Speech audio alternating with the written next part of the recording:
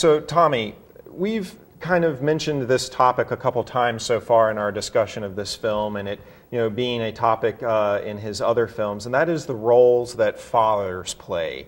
The idea of the father figure appearing, in the film, and what the father figure can represent, whether it be a statement about the narrative, about family, about issues of masculinity. What was functioning in this film for you in terms of the fathers? I mean, we had multiple fathers portrayed in this film. I think that it was a mistake of the script to divide the audience's allegiance between the father and stepfather that are at the center of the film, or the father and mother's boyfriend that are at the center of the film, because it's so transparent that that's going to be a vehicle for gaining the son's loyalty. At first he's surly and doesn't like his dad. And I'm telling you, it's War of the Worlds remake redux, and it's just too soon to do that. And so he has to choose between really not liking his father and the cooler, more sophisticated stepfather figure. But then in the end, the way that they resolve that plot is just way too easy. And the fact that no one reacts the way that they would in real life, especially since in no part of the plot are they reacting in a natural way. So they're seeing these scenes of death and making jokes, as we said before. But I thought that the movie picked it up and almost atoned for that mistake by having a moment of genuine emotion with Helmsley and his father, a phone conversation, where Helmsley's father has this monologue, I guess it is, that really is emotionally resonant. And what about the Helmsley's father, the musician? I mean, his fellow musician who calls his son in Japan, and before they can speak, I mean, I don't know how I feel about that. I don't know if I feel like that was cheap or if it was actually pretty naturalistic. Like, you know what? Sometimes it is too late. And to me, I feel it was a little cheap, but exactly, it did definitely ring a heartstring that I think for anyone is, anyone with parents, which we all have, it might have been it might have swung low, but at least it swung true.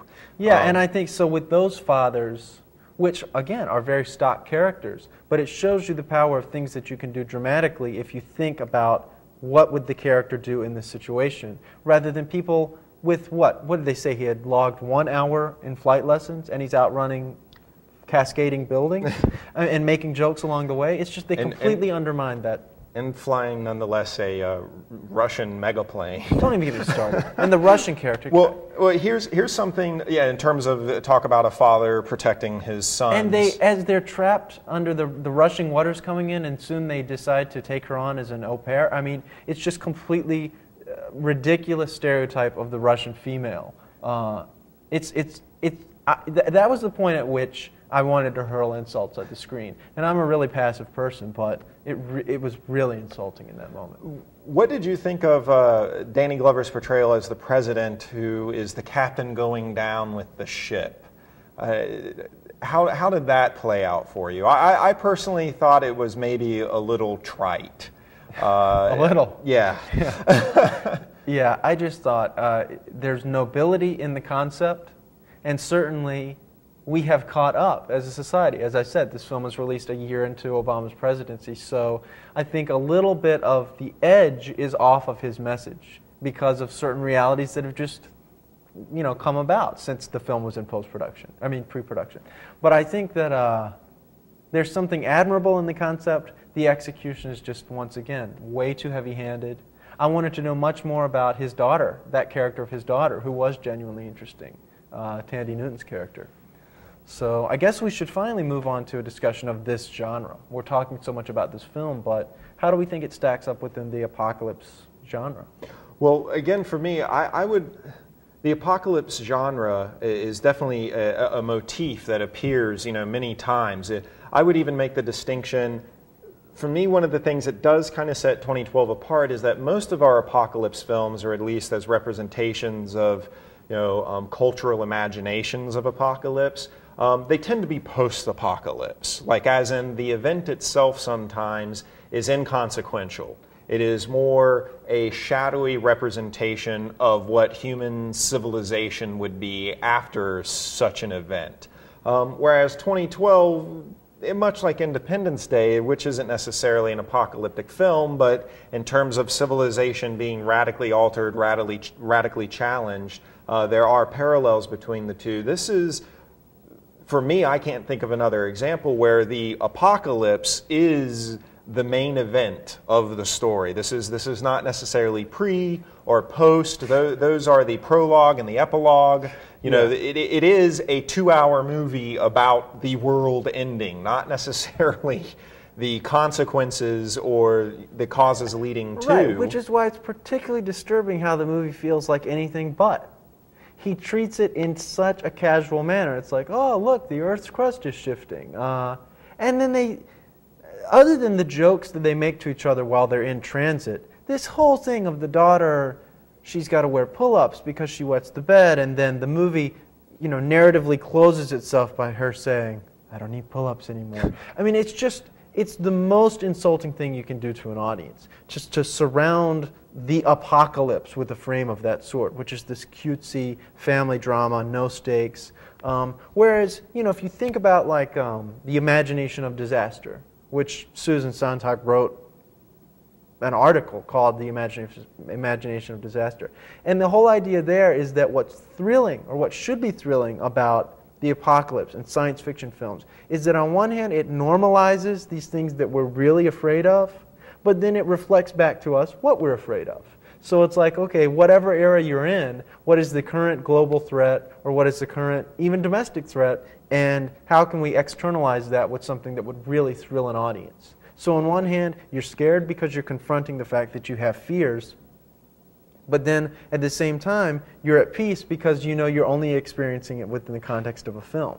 And I think Independence Day was perhaps the last movie that really did that on a perfect scale, because it went all out to say, here's all of your iconography and we're going to take it down one by one. The mistake of 2012 is that it tries to do something that is on such a large scale that we don't care about any of it. It's too remote a fear. It can't be normalized.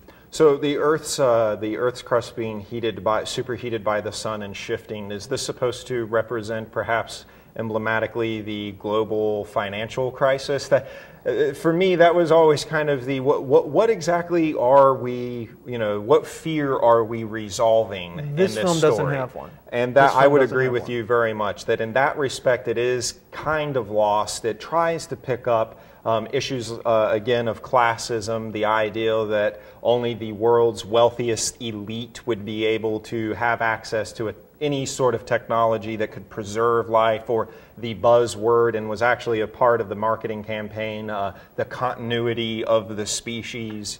But one of the things that I think we could probably move on to is just the idea of spectacle in this film, and the diminishing returns of, I mean, it's yet another film where we see the White House destroyed, or national monuments. Which, once again, I think in the age of terror, in the modern age of terror, all of those things need to be reconsidered even before they reach the screen. Because Independence Day has taken on a completely different political subtext with the suicide bombings and things that happened in that film, which were unintentional reflectors of political realities at the time. But now it's like, wow, look at that. You know, these films in the late 90s that were the run-up to the cataclysmic event we experienced with terror on September 11th, they pointed to September 11th. We didn't know they did, but they did. And then now, in retrospect, we can point back from that event and look at those.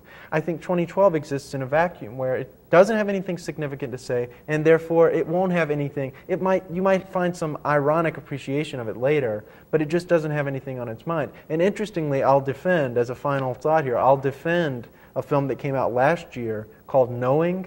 Did you see that? I did not see that one. Very problematic film. I mean, it definitely has its problems, but I thought in so many ways that was a much more sound way of looking at this exact same topic. I mean, down to the solar flare trigger. In every way, a superior film to 2012. And it didn't make much money beyond the opening weekend. It's very philosophical, much more spiritual, philosophical treatment, but it also delivers those thrills. It does both. It doesn't sacrifice either. And so I would recommend that if people do see 2012 and are disappointed, that you go back and check out Knowing. Well, I appreciate that recommendation, and I'm definitely going to go back and check it out. Well, I'd just like to go ahead and say thanks for tuning in. This has been our episode on 2012 and the apocalypse as a genre. Tune in. We'll have more episodes coming up. Thanks.